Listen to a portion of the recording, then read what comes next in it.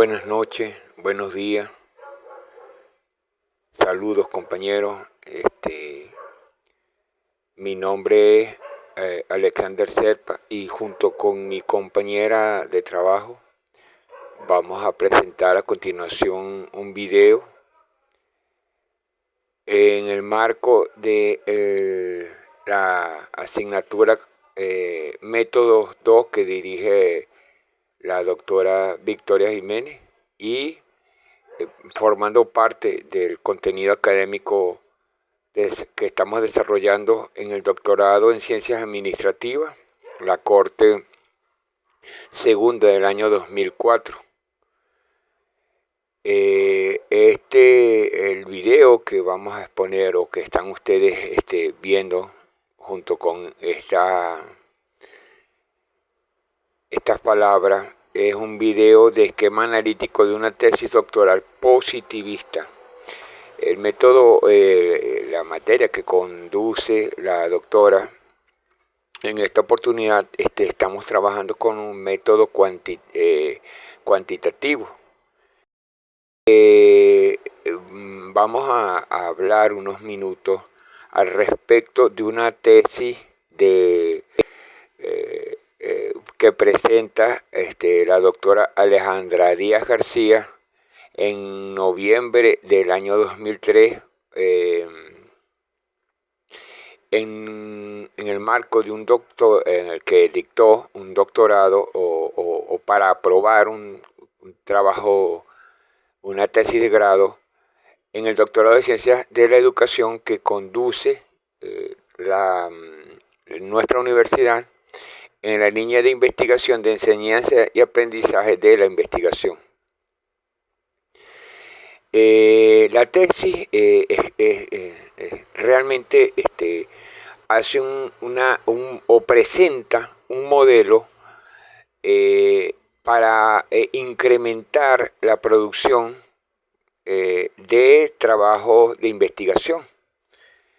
Ahora, ¿qué de alguna manera nos habla la tesis? Nos habla de un tema, el tema que tiene que ver con el método deductivo de la ciencia. Sí, de la ciencia, el método deductivo. Y cuando hablamos del método deductivo, pues nos viene a la mente para incrementar la producción de trabajo de investigación. Ahora, ¿qué de alguna manera nos habla la tesis? Nos habla de un tema, el tema que tiene que ver con el método deductivo de la ciencia. Sí, de la ciencia, el método deductivo. Y cuando hablamos del método deductivo, pues nos viene a la mente, digamos, los padres que dieron o que desarrollaron el método deductivo en el tiempo. No vamos a hablar de los filósofos presocráticos, pero sí de el filósofo francés René Descartes, en su obra Discurso del Método, pues que cambió y que abrió de alguna manera la ciencia en la época feudal. Otro más matemático o de una de las cosas que hacía otro genio más reciente en el tiempo, que fue Leibniz, el filósofo alemán, cofundador de la matemática. Bueno, no propiamente de las matemáticas, sino del cálculo diferencial, que de alguna manera explica, bueno, realmente no se discute de que las matemáticas, el cálculo fue un trabajo de Newton, pero hubo una polémica que de alguna manera se cerró entre quién había sido el primero que había trabajado con el cálculo integral, si era Newton o Leibniz. Bueno, entonces Leibniz también desarrolló el método deductivo. Y la figura que está en pantalla, en la parte inferior derecha, quizá es uno de los científicos más importantes no sé si para el momento en que ustedes ven y fue grabada este audio, todavía está vivo. Fue Heinz. Ese señor, comenzando el siglo, mediados del siglo pasado, comienzo de los años 60, él predice la existencia de una partícula que da masa en la interacción con otras partículas, da masa al universo. Por eso que a esa partícula se llamó la partícula de Dios.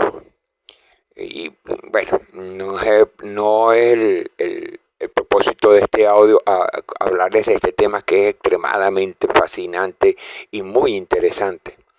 Pero a donde voy es que él predice la existencia de esa partícula y que 50 años después en laboratorio se logra descubrir la existencia real de la partícula que el señor Heinz había predicho. Es decir, que él se adelantó 50 años en el tiempo prediciendo la existencia de la partícula que fue probada en laboratorio bastantes años después. Esto es un logro entonces del método deductivo en el caso de la ciencia cuantitativa. Quizá, bueno, en física teórica, en astronomía, se ha predicho también, y es una teoría que en estos momentos en que nosotros estamos viviendo está en discusión, que tiene que ver con la teoría del Big Bang, del origen, de cómo se inició el universo, y con el universo la existencia del mundo, de lo que nosotros llamamos la realidad.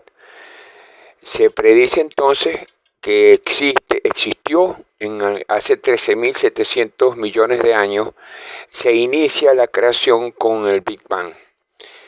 Es una teoría extremadamente interesante y que ahora de alguna manera está en polémica, partiendo de las observaciones que se están obteniendo con el uso del el telescopio espacial que se llama el James Webb.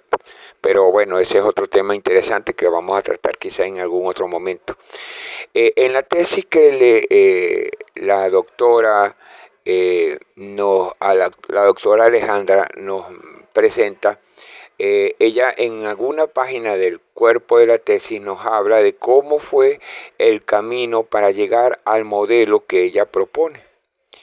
Pero en pantalla pues ustedes están viendo digamos el algoritmo de cómo ella utilizó el método deductivo. Sin embargo, las categorías que dieron pie al modelo que ella nos presenta van a ser mucho mejor explicados en el video que está también en esta presentación. Bueno, el video es corto, por supuesto, forma parte de este audio, y a continuación voy a darle espacio para que ustedes escuchen su estructura interna. Y para entender cómo funcionan estas organizaciones, la investigación se centra en dos conceptos que suenan parecidos, pero que son súper diferentes: la cultura y el clima. La analogía es buenísima. Pensemos que la cultura es como la personalidad de la organización, ¿no? Sus valores más profundos, su ADN, el porqué de las cosas. El clima, en cambio, es más como el estado de ánimo del día a día. Es la atmósfera, el cómo se siente llegar a trabajar cada mañana. Y claro, estos conceptos no son nada abstractos. El clima es el día a día. ¿El liderazgo inspira? ¿La comunicación fluye? ¿Cómo se toman las decisiones? La cultura, por otro lado, es más profunda. Son esas reglas no escritas, los valores que todos comparten y que, como las raíces de un árbol, lo sostienen todo. Muy bien, ya tenemos las piezas del rompecabezas: el clima y la cultura. Ahora la pregunta es, ¿cómo se conectan para generar innovación?